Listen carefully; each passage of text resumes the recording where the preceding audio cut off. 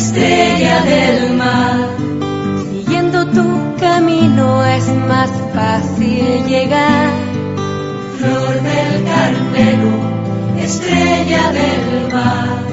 Vestidos de tu gracia es más suave el caminar. Flor del Carmelo, estrella del mar. Eres nuestra bandera y eres reina en tu humildad. A puerto seguro siempre nos llevará. A Cristo el amado, hecho vida en su bondad. A Él acudimos y podemos confiar que los hijos de esta madre el cielo alcanzarán. Flor del Carmelo, estrella del mar. Siguiendo tu camino es más fácil llegar. Flor del Carmelo, estrella del mar. Vestidos de tu gracia es más suave el caminar. Flor del Carmelo, estrella del mar. Eres nuestra bandera y eres reina en tu humildad. María, la nube que al cielo hizo temblar, hoy nos abres tu manto para en él descansar. A ella entregamos la patria y el hogar, que no se olvida nunca su misión maternal.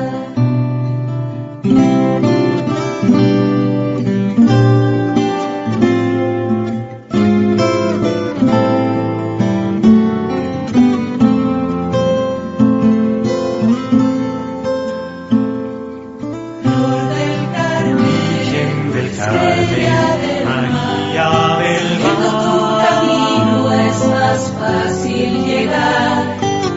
Flor del Carmelo, estrella del mar. Vestidos de tu gracia es más suave el caminar. Flor del Carmelo, estrella del mar. Eres nuestra bandera y eres reina en tu humildad. Hola, ¿qué tal? ¿Cómo están? Este es el primer programa del año de Los Sábados con Marta y María, siempre acompañada de nuestra Madre del Cielo, nuestra Madre Carmelita, que nos ha acompañado también durante el año que ya pasó y nos seguirá acompañando durante el resto de nuestra vida. María, vestida de marroncito, pues es la que empadrona este programa y por eso siempre está aquí. Y hoy estoy con uno de sus hijos espirituales porque estoy con el padre Fernando Millán. Padre, ¿cómo está? Todo muy bien, gracias. Bueno, les cuento que el padre Fernando Millán, él es el general emérito de la Orden de los Carmelitas, así que estoy muy bien acompañada, una persona que tiene una responsabilidad muy grande en esta orden, y también vicepostulador de la causa de Tito Brasman, que es justamente el beato cuya imagen podemos ver detrás de nosotros. ¿Y por qué vamos a hablar de Tito Brasman? Como sabemos, no hay santidad sin María, y Tito Brasman es un personaje muy especial y Dios mediante podría estar siendo canonizado este año, ¿no es así, padre? Probablemente, sí. Probablemente, así que todos vamos a orar. Yo tengo en mis manos libros que nos hablan sobre la espiritualidad carmelita, obviamente, pero que están relacionados con la vida de Tito Brasman. Y el primer encuentro que yo tuve particularmente con este beato futuro santo ha sido con este libro que resulta escrito el padre Fernando. Yo lo leí en Lima, pero no estamos en Lima, pero en estos momentos. ¿Dónde nos encontramos, padre? Bueno, estaríamos muy bien en Lima también, pero estamos en el Colegio Santa María del Carmen, en la parroquia Santísimo Cristo de la Esperanza, que es una comunidad carmelita de Madrid, donde vivimos una pequeña comunidad de carmelitas. Y bueno, para mí un sitio muy especial, pues porque aquí en este colegio entré con 5 años, recibí la primera comunión, recibí la confirmación, la ordenación sacerdotal, celebré el funeral de mi madre, en fin, un lugar pues muy unido a mi familia y a mi propia historia personal. ¿Y a su historia de fe? Fundamentalmente, yo aquí recibí, no voy a decir la fe porque ya la fe la había recibido en casa antes, pero sí, profundicé en la fe, crecí en la vocación carmelita y bueno, pues aquí comenzó mi vocación y mi historia como carmelita. Y antes de hablar de Tito Brasman, que es quien, vamos a decir así, engalana este programa, ¿cuál es su relación personal con la Virgen del Carmen? Bueno, para nosotros carmelitas María ocupa un lugar fundamental. Entonces, de hecho, anticipo un poquito, el mismo padre Tito dice que él se enamoró del carisma carmelitano por dos cosas, porque es un espíritu de oración y de intimidad con el Señor, y por la tierna devoción mariana, por la tierna devoción a la Virgen. Entonces, para nosotros carmelitas, pues María es una figura fundamental en nuestro carisma, en nuestra espiritualidad, en nuestra historia, en nuestra simbología. Que para un carmelita María es fundamental, ¿no? Así es, y debería ser fundamental también para la vida de todo católico, de todo cristiano, ¿no? Es nuestra madre, y particularmente ahora vamos a hablar sobre Tito Brasman. ¿Quién fue Tito Brasman? Bueno, pues Tito Brasman fue un carmelita holandés. Él era de la región más al norte de Holanda, la Frisia. Fue un carmelita que se doctoró en filosofía en Roma, fue profesor universitario. Es muy difícil resumir su vida porque tiene muchas dimensiones, pero muy brevemente fue profesor universitario y fue también periodista profesional. Él fue un periodista que reflexionó sobre el rol del periodismo en la sociedad moderna y que por el enfrentamiento que tuvo con el gobierno nacionalsocialista en 1942 fue detenido, pasó por varios campos de concentración hasta que murió el 26 de julio de 1942 en el campo de concentración de Dachau. Entonces podemos decir, fundamental, carmelita, periodista, profesor universitario, traductor, en fin, tiene también muchas otras dimensiones, y mártir, porque fue beatificado como mártir por el Papa San Juan Pablo II en noviembre de 1985, 3 de noviembre de 1985. ¿Cómo es que empieza la causa para llevarlo a los altares? Bueno, ha sido una causa muy compleja, muy complicada, porque bueno, él tuvo fama de santidad desde el primer momento.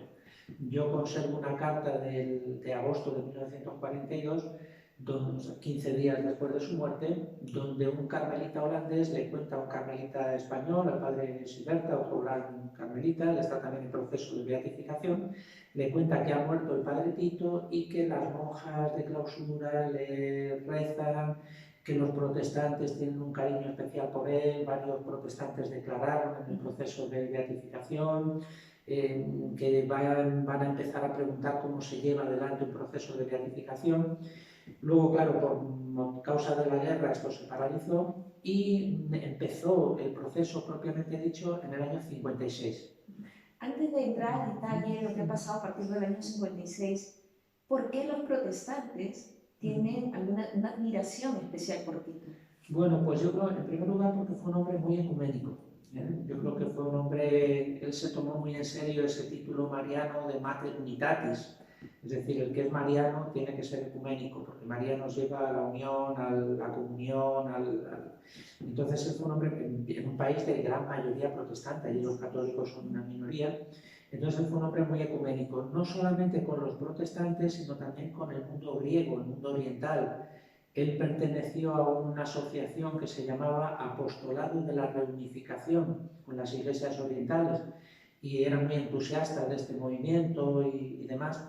Y luego, pues porque toda su vida en un país como Holanda, pues tuvo que colaborar con protestantes, incluso en los campos de concentración, y por eso varios testigos de sus últimos meses declararon. Te voy a poner solamente un ejemplo, Marta. Un pastor protestante le escribe el vicepostulador, lo que ahora soy yo, de la causa y le pide si podría poner por escrito sus recuerdos del padre Tito. Entonces este protestante contesta diciendo, bueno, usted sabe que yo pertenezco a la Iglesia Reformada, por lo tanto nosotros no creemos en beatificaciones particulares, etc. Pero lo que puedo testificar es lo siguiente, una teología muy protestante, que aquel hombre estaba tocado por la gracia de Dios. Y lo único que espero es ser digno de poder estar con él en el cielo. Espero ser digno de poder estar con él en el cielo. Hay testimonios muy bonitos en este sentido. Otro que quizá os pueda interesar para este tipo de programa, pues mira, en el año por ahí por los años 30 el padre Tito organiza un congreso mariano en Nimega y bueno, él es consciente de que incluso una procesión de la Virgen, que entonces en Holanda una cosa un poquito rara, ¿verdad? Y él antes de este congreso manda una carta pública a los protestantes diciéndoles esto no es un acto de exhibicionismo, de provocación, sino que para nosotros María es el camino seguro para el Evangelio, para el corazón de Jesucristo, no nos aparta del Evangelio, sino que al revés, María nos lleva al Evangelio. Pero tiene ese detalle de decir, no queremos, en un país, repito, de gran... No hay una intención de imposición o de causar algún tipo de... Exactamente, sí. Por eso pues fue muy respetado y, hombre, Holanda siempre ha sido un país muy tolerante, ahora es un país muy secularizado, bueno, es un país tremendamente secularizado y bueno, yo creo que dio un testimonio muy bonito en este sentido, sí. Ahora, nos decía que el proceso ha tenido sus dificultades. Empieza en 1956. Cuéntenos sobre ello.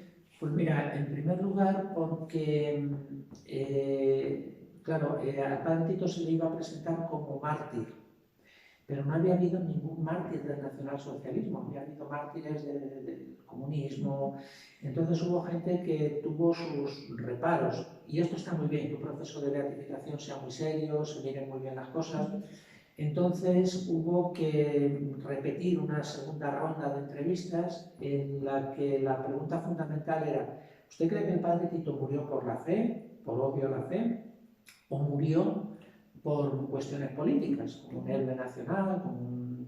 Entonces esto quitó la duda, todo el mundo dijo que era por la fe, que era un hombre que no era político, entonces esto alargó ya el proceso.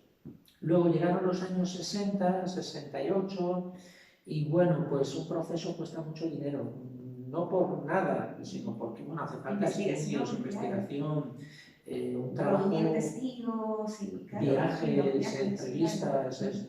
Entonces la provincia de Holanda decidió pues dejarlo, o sea, dijeron, bueno, para nosotros es un ejemplo, es un testimonio, pero bueno, vamos a emplear esas fuerzas y ese dinero pues en las misiones, en los pobres. Bueno, era fruto de una sensibilidad de aquellos años, ¿no? Y unos años después pues se retoma otra vez, ¿no? Yo creo que merece la pena porque no es un proceso para que la orden se ponga una medalla, sino que es proponer, compartir con la Iglesia, con el mundo entero, el testimonio del Padre Tito. Entonces ya se aceleró otra vez. Este tema del martirio fue siempre un poquito problemático, como le pasó a Edith Stein, Santa Teresa Benedicta de la Cruz, porque Edith Stein, cuando se presentó como mártir, hubo un enfado muy grande en el mundo judío. El mundo judío dijo, ya no ha muerto por odio a la fe, ha muerto por ser judía. Entonces lo tomaron un poco como una ofensa. Pero el postulador fue muy sabio y dijo, bueno, la causa última ha sido por ser judía, pero la causa inmediata de la detención de Edith Stein fue la carta que publicaron los obispos holandeses en el año 42 contra el gobierno de ocupación. Entonces, en cierto modo, se ha muerto por odio a la fe, ¿no? Sí. Y luego, lo hago muy breve, hay un detalle que fue providencial. Cuando detienen al padre Tito, dos secciones de la Gestapo se pelean acerca de quién va a llevar el proceso adelante. Una era la sección dedicada a la prensa, por lo tanto el padre Tito lo detiene por periodista, y la otra era por motivos religiosos, la relación con las iglesias. Y finalmente se lleva el proceso por motivos religiosos, el sargento judicial Hardeman. Entonces, claro, esto es una prueba evidente que los nazis consideraron que lo habían detenido por motivos religiosos, no solo por la prensa, ¿no? Claro, no solamente porque, claro, como mencionó al inicio, Tito Brasman era periodista, era un hombre muy culto, educado, formado, y también era docente universitario, ¿verdad? Él daba clases. Sí, llegó a ser rector de la Universidad Católica de Nimega. Él fue profesor desde el primer momento, desde el año 23, porque en Holanda no había una universidad católica, era un sueño. De hecho, no se restablece el episcopado católico en Holanda hasta mediados del siglo XIX, que era un país totalmente calvinista. Pues a mediados del siglo XIX se restablece el episcopado, vuelve la vida religiosa y en el año 1923 se funda la Universidad Católica y él fue profesor desde el primer momento. Pero es que incluso llegó a ser rector de la universidad en el año 32, la máxima autoridad Claro, de la universidad. de un ente educativo y de educación superior. Yo quería hacerle la consulta ahora. Como sabemos, para poder ser declarado beato se necesita la prueba de un milagro que la ciencia también no puede explicar. ¿Cuál fue aquel milagro que llevó a Tito Brasman a ser considerado beato de la Iglesia Católica? Bueno, una precisión, realmente para ser beato, si es mártir, no necesita milagros, si es mártir. Claro, es cierto, sí. Pero para ser santo sí, porque hay gente que a mí me dice, Claro, bueno, pero es si eres mártir, ¿por qué hace falta el milagro? Entonces, bueno, pues ha habido varios presuntos milagros, ¿sabes? En esto hay que ser muy prudentes, Claro. algunos muy bonitos. Yo he tenido ocasión de hablar con personas, pues mira, por ejemplo, una católica inglesa que procedía del mundo protestante, de la convertida. Entonces ella me dijo, mire padre, a nosotros todo esto de reliquias, novenas, me parece un poco superstición, pero ella tenía un cáncer terrible y dice, cuando uno está desesperado se agarra a lo que sea, ¿verdad? Y entonces hizo la novena y se curó. Pero este no es el milagro que presentamos. El milagro que se presentó es el de un carmelita en Boca Ratón, en Estados Unidos, en Florida, que tenía unas manchas en la cabeza.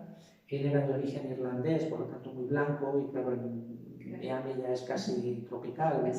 Y entonces le salían heridas, él se curaba, manchas, hasta que fue al médico y le dijo al médico, mire, esto es un cáncer de piel, que es el más fácil de curar si se pilla a tiempo, pero usted ha venido 2 años tarde. Ya tenía la cabeza muy deformada y demás. Entonces le dijo, mira, hay metástasis, grado 4, pues esto es un año de vida, ¿no? Una cosa así. Entonces el obispo fue a la parroquia nuestra, Carmelita, y para decir que iban a cambiar al párroco y demás, y vio una estatua del Padre Tito, una imagen, y preguntó, ¿este quién es? Pues es un carmelita holandés que murió en el campo de concentración. Tal. Ah, pues récenle a él para la curación de su párroco. Bueno, pues esto pasó hace 14 años, y el padre Michael Driscoll, que es un hombre, pues sigue vivo y sí, o sea que fue toda una parroquia pidiendo al Padre Tito por la curación de este hombre. ¿Y dónde actualmente está el padre? Él sigue en Estados Unidos, sí, Unidos. vendrá por supuesto a la canonización. Claro, sí. Pero es increíble cuando la ciencia declara un tiempo, la última palabra siempre la da Dios, y a través de sus, yo digo sus amigos, los santos, sus amigos, porque claro, han vivido o han buscado vivir esa virtud para poder estar cerca del Señor, pues podemos obtener esas gracias especiales. Vamos a hacer una breve pausa, ¿le parece, padre? Cuando regresemos, pues seguiremos hablando más del Padre Tito y también para que nos cuente sobre estos libros que llevo yo en la mano. ¿Le parece? Estupendo. Ya venimos.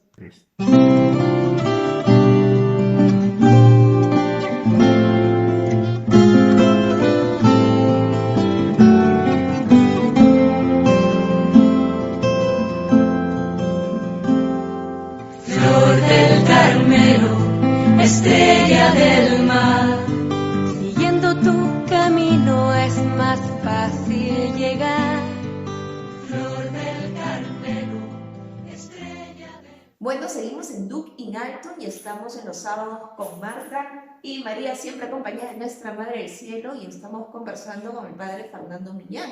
Él ha sido general emérito de la Orden de los Carmelitas, además es vicepostulador de la causa del beato Tito Brasman, del que hemos estado hablando. Y yo quería preguntarle, padre, antes de irnos a la pausa, hablábamos que habían dos partes, o sea, los nazis tenían dos razones para apresar a Tito, ¿verdad? Una era por sus escritos periodísticos y la otra era un tema de fe. Al final, ¿cuál fue la razón por la cual lo apresan? Bueno, el motivo concreto del enfrentamiento del Padre Tito con el gobierno nacionalsocialista se dio en dos frentes, uno en la educación y otro en la prensa. Todo gobierno totalitario lo primero que intenta controlar son los medios de comunicación y la educación, son los dos ámbitos más sensibles, ¿verdad? Entonces, como el Padre Tito había sido profesor de la universidad, había fundado colegios católicos, era presidente de la Asociación de Escuelas Católicas de Holanda, entonces se negó a obedecer algunas órdenes del gobierno nacionalsocialista, como por ejemplo la de expulsar a los niños judíos de los colegios católicos. Esa orden no se obedeció. Consiguió ahí pactar con el gobierno de ocupación y no se obedeció hasta después del muerto del Padre Tito, cuando ya se cerraron los colegios católicos. Pero el segundo motivo, que es el motivo concreto del arresto, es porque el gobierno de ocupación obliga a los periódicos católicos, a todos, pero también a los católicos, a publicar la propaganda nazi contra los judíos, las consignas del nacionalsocialismo. Entonces el padre Tito visita a los directores de periódico para decirles que no pueden publicar esa publicidad, esa propaganda, porque si la publican perderán la condición de católicos. Entonces él se quedó gratamente sorprendido de que los directores respondieran muy bien, porque eran seglares, eran hombres con familia, entonces estaban entre dos fuegos, el gobierno de ocupación y la iglesia, que les decía, no, esto no se puede Y publicar. corrían riesgo también sus vidas, me Totalmente, imagino, sí. claro. Y por esto le arrestan el 19 de enero de 1942. A él le iban siguiendo mientras que hacía estas gestiones, y ese es el motivo concreto por el que le detienen. O sea, realmente él era un hombre decidido y valiente. Sí, yo siempre suelo decir que el padre Tito era un hombre de diálogo ecuménico, un hombre de encuentro, de reconciliación, pero esto no quiere decir que no fuera un hombre de principios firmes. O sea, Esto me hace un poco recordar a San Juan 23, que él también era un hombre ecuménico y también de mucho diálogo. Y yo quería hacerle una consulta. El padre Tito, vamos a retroceder un poco a su historia. ¿Cómo él decide ser carmelita? Pues esta también es una historia muy curiosa, porque entonces en Holanda había solamente 3 conventos, porque la orden estaba en pleno proceso de restauración. Había uno que había permanecido prácticamente siempre, que era el de Buxmeer, pero la orden estaba empezando, era una orden poco conocida en Holanda. Entonces, además su familia venían todos del mundo franciscano. Él tuvo un hermano franciscano, 2 hermanas franciscanas, sus padres eran terciarios franciscanos. Todavía en la ciudad donde nació, en Bosworth, hay unas vidrieras muy bonitas de aquella época con santos franciscanos, y en la de San Pascual Bailón, que es franciscano, aparece el regalo de la familia Brandsman. Entonces todo el mundo pensó que iba a ser franciscano. Pero parece ser que por 2 motivos él decidió ser carmelita. Primero, porque la vida franciscana entonces era muy austera, y él era un chico enfermizo, débil, entonces le aconsejaron que él no iba a ser capaz de llevar esa vida de franciscano. Y en segundo lugar, porque un primo de su madre, un tal Casimiro de Boer, era carmelita. Entonces, para que veas la importancia de las conversaciones espirituales, entonces le habló al chico pues del Carmelo, de la Virgen del Carmen, del Monte Carmelo, y el Tito Brandsman pues entonces se enamoró de ese carisma, un poco si quiere románticamente, o él mismo cuenta que el espíritu del Carmelo me fascinó, entonces él se hace carmelita y va a ser un carmelita entusiasta y, en fin, un hombre muy... Y justamente yo le quería hacer esa pregunta porque cuando leí el libro, que justamente les comentaba, fue este libro que me introdujo a Tito Brandsman y que escribió el padre Fernando Millán, también me puse a investigar un poco más de él, pero siempre me quedó esa duda, cómo entra a ese mundo carmelita teniendo una familia franciscana. Y ahora, él escribe también, o sea, hay sus propios escritos. Es más, tenemos acá uno que habla sobre sus ejercicios bíblicos con María para llegar a Jesús. Háblanos sobre eso. Bueno, él escribió muchísimo, lo cual ha complicado también la causa, porque, vamos, una complicación normal, porque había artículos en periódicos, artículos firmados solamente con las iniciales, artículos sin firmar. Él fue director del periódico local de Oss, de la ciudad de Oss, el periódico generalista, como se dice ahora. Quiso abrir una cátedra de periodismo en la Universidad de Nimega, pero porque fue a Estados Unidos y vio allí el desarrollo tan grande que tenía la prensa religiosa, y quiso fundar una cátedra, pero aquí le vieron como un visionario, como una cosa rara, una cátedra de periodismo. Y ahora, fíjense, ahora en todas las universidades del mundo hay facultades de periodismo y demás, ¿no? Entonces él escribió muchísimo. Y yo destacaría 2 ámbitos. Uno, el de la historia de la espiritualidad, que trabajo mucho la llamada devoción moderna, que es la espiritualidad holandesa de finales de la Edad Media. Y otro tema sobre el que escribió mucho fue Santa Teresa de Jesús, Santa Teresa de Ávila. Él fue devotísimo de Santa Teresa, tradujo sus obras al holandés, no todas, no le dio tiempo, Y bueno, pues sobre Santa Teresa le escribió mucho. Se da una anécdota que en la cárcel de Scheveningen, que fue la primera cárcel donde él estuvo, en una celda lóbrega, fría, en pleno invierno, pues él empezó a escribir una biografía espiritual de Santa Teresa. Y llegado un momento le prohibieron el papel, porque el papel en tiempos de guerra era un bien caro. Entonces dejó de escribir en papel, pero ¿qué hizo? Siguió escribiendo entre las líneas de una vida de Jesús que le habían permitido llevar. Entonces ese libro se conserva hoy y entonces se ve con una letra chiquitita entre las líneas y va escribiendo la vida de Santa Teresa. Y yo suelo decir que es uno de los momentos más emocionantes de la historia del Carmelo en el siglo XX, porque es la vida de Tito, la vida de Teresa y la vida de Jesús entrelazadas ahí en una cárcel, ¿verdad? Pues es un momento muy emotivo. Y de verdad, cuando yo, no sé, trato de imaginarme a un Tito Brasman en las condiciones que eran los campos de concentración. Yo he tenido la bendición de visitar pero el de Auschwitz, que impacta, ¿no? Ya no pude llegar, me hubiera gustado mucho poder también en algún momento visitar el de Dachau, pero es impactante y ver esas condiciones con las que vivían las personas que estaban ahí encarceladas y pensar en cómo Tito, a pesar de eso, seguía adelante. Es impresionante en realidad. Él siempre tuvo una salud bastante frágil. Esto fue uno de las, digamos, de las cruces que él llevó durante su vida, cuando era un hombre muy activo. Algunos le acusaban de ser disperso, porque escribía de educación, escribía de espiritualidad. Y entonces cuando estaba en plena actividad, pues claro, trabajaba mucho y le venía una crisis y a lo mejor tenía que estar hospitalizado un mes con hemorragias de estómago. Entonces él fue un poco débil y cuando llegó al campo de concentración, pues estos meses le fueron minando la salud hasta que ya no resistió. Estuvo desde el 19 de enero que lo detienen, está en la cárcel de Scheveningen, luego en un campo de concentración en Holanda, al sur, vuelve a Scheveningen otra vez, de ahí pasa al campo de Kleve y de Kleve pasa a Dachau, donde estaría el último mes. Y como sabemos, o lo que hemos leído en la historia, las muertes en los campos de concentración eran totalmente terribles. ¿Cuál fue la muerte que le tocó al Beato Tito? Bueno, en el campo de concentración de Dachau nadie quería ir a la enfermería, porque los prisioneros sabían que en la enfermería se hacían experimentos con ellos, experimentos terribles. Por ejemplo, estaban probando una crema para evitar la congelación de los paracaidistas alemanes en el Mar del Norte. El Mar del Norte es un mar frío.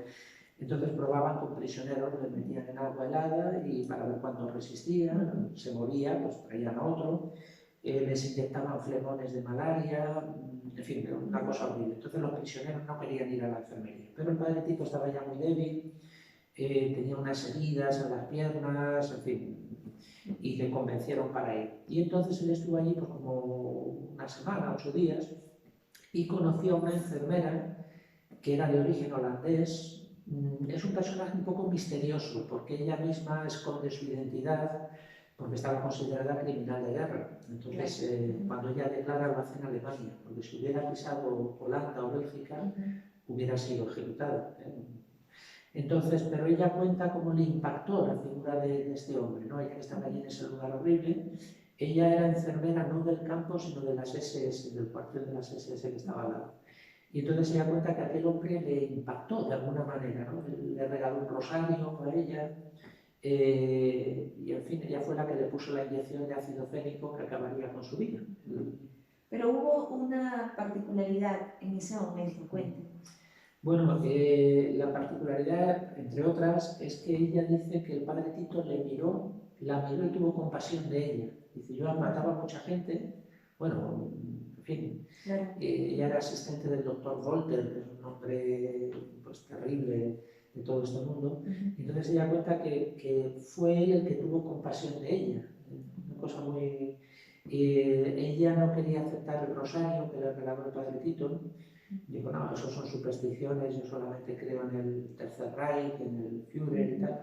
Pero el padre Tito insistió, bueno, pues dile a la Virgen que acabe esta guerra tan terrible. Y bueno, pues ella se lo guardó ese rosario que habían hecho con botones y trozos de madera. ¿Usted ha podido ver ese rosario? ¿Existe aún? Bueno, este rosario no, pero existen otros dos que él regaló a distintos prisioneros. A él se le olvidó el rosario cuando le detienen. Revuelven toda la habitación, la sellan. Entonces él llevó varias cosas, una vida de Cristo, una vida de Santa Teresa, y al llegar a la celda me he dejado el rosario, y entonces esto le mortificó un poco. Y en el campo hicieron varios, con botones y demás, y él era muy devoto del rosario. En fin. Así, recuerden, la devoción al Santo Rosario es muy importante. Luego también, cuando estaba en la celda de Scheveningen, pues a mí me gusta mucho esto, porque él quiso decorar la celda de alguna manera. Entonces, con su breviario, lo abrió por la página donde hay un cuadro de la Virgen del Carmen, y lo puso de tal manera que lo podía ver desde la cama, donde estaba muerto de frío porque era una celda lóbrega, y desde la mesita donde él trabajaba, donde él escribía, ¿no? Dice, porque para que la estrella del mar, la Virgen del Carmen, pues me guíe en mi trabajo, en mi descanso.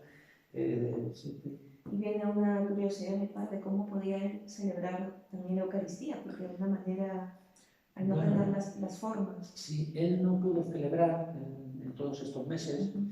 En Scheveningen, en la primera cárcel, él habla de la comunión espiritual, que por desgracia mucha gente ha tenido que hacerlo también durante la pandemia. Claro. Entonces él hacía la comunión espiritual, él recitaba, digamos, toda la misa latín, como se hacía entonces, y hacía una comunión espiritual, lo cuenta en su diario. Luego en el campo de Kleve, que está allá en Alemania, ahí las condiciones eran un poquito mejores porque era un campo que estaba bajo las antiguas autoridades alemanas, no bajo la Gestapo ni las SS, y había un capellán que fue muy humano con él, el capellán Daimel. Entonces pidió si le iban a dejar celebrar la Eucaristía, no le dejaron, pero le dejaron asistir a la Eucaristía. Y luego en Dachau, que es donde concentraron a todos los religiosos, católicos, protestantes, había 2000 y pico sacerdotes, sobre todo polacos, pues allí los sacerdotes alemanes, cuando celebraban la misa, pues guardaban unas formas que se distribuían clandestinamente. Entonces el padre Tito solía llevar escondida, porque pues, media forma, escondida en la funda de las gafas. De hecho, una vez que a él se le olvida las gafas y entra corriendo a cogerlas, pero al salir, pues claro, no podía hacer eso, le golpearon duramente y quedó allí en el barro tirado y tal. Se acercó otro hermano carmelita que había, el prisionero, y le dijo, ¿está bien? Entonces le dijo, Rafael, tranquilo, sé quién va conmigo, porque llevaba la forma escondida. Hubo, sí, comuniones clandestinas muy bonitas. Increíble. Padre, de Beato Tito podemos hablar todo el día. Yo particularmente estoy fascinada con la historia de Tito y me parece que existe la intención de que pueda ser nombrado patrón de los periodistas. Sí. Yo diría que oficiosamente un poco ya lo es, porque el Papa Juan Pablo II, en una visita de periodistas a Roma en el año 85, si no recuerdo mal, 86, pues lo nombró, o sea, lo dijo, sí, que es un ejemplo y un patrón para los periodistas en su trabajo. Yo creo que sería una cosa muy bonita porque hoy en día el periodismo está amenazado pues, por las fake news, por los lobbies de poder. Entonces, mantener una vocación periodística ética, ¿verdad? Pues es muy importante y es muy necesario. Entonces, se va a hacer la petición por el cauce oficial, que es a través de la Secretaría de Estado. Se va a hacer la petición, el patrón de los periodistas es San Francisco de Sales. Claro, sí. Y entonces, bueno, pues que sea copatrono, yo creo que sería muy bonito, pero oficiosamente ya yo he tenido ocasión de encontrarme en Roma con muchos periodistas porque él fue un periodista vocacional. Y de nuestro tiempo. Y de nuestro tiempo, exactamente. Sí, y en tiempos difíciles. Él llegó a decir una frase que para vosotros, Marta, pues yo creo que es muy bonita. Dijo, después de los púlpitos, el periodismo es el mejor lugar para transmitir la verdad, para ser fieles a la verdad. Y tenía un concepto muy alto de la ética periodística, ¿no? de lo que significa ser periodista. Decía, tiene que ser un periodismo que no insulte, un periodismo constructivo, veraz. Tiene varios artículos sobre el rol de la prensa católica. ¿Y todos estos artículos están traducidos también al español? Por desgracia tenemos un déficit grande en español, pero bueno, ahora vamos a sacar un libro en la colección Textos para un Milenio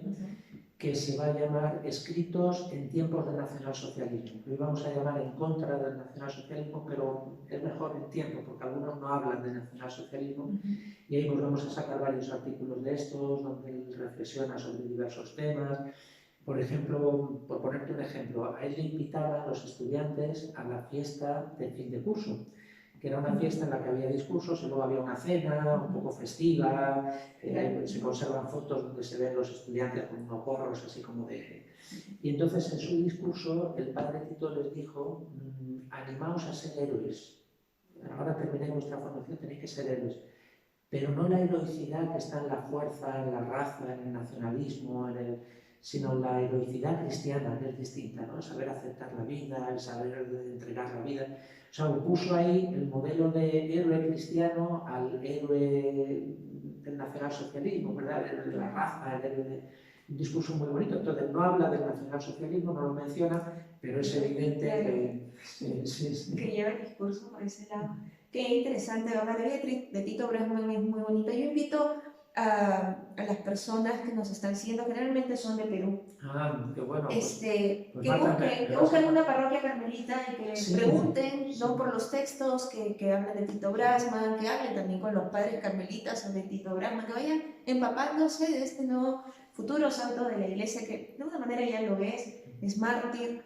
Y también yo quería, porque quiero preguntar muchas cosas en realidad, pero ya para ir terminando, cuando empiezan las causas, hay virtudes de las personas que se resaltan. ¿Cuáles son esas virtudes que nos podríamos quedar en esta entrevista de Tito Brasman y que también de alguna manera analizarlas y llevarlas a nuestra vida? Entonces le agarra así del cuello y le dice 58, siempre le llamaba por el número 58. Te he dicho que tú no te quieres enterar, ¿verdad?, de lo que está prohibido y de lo que no. Pues ahora te voy a enseñar yo a obedecer.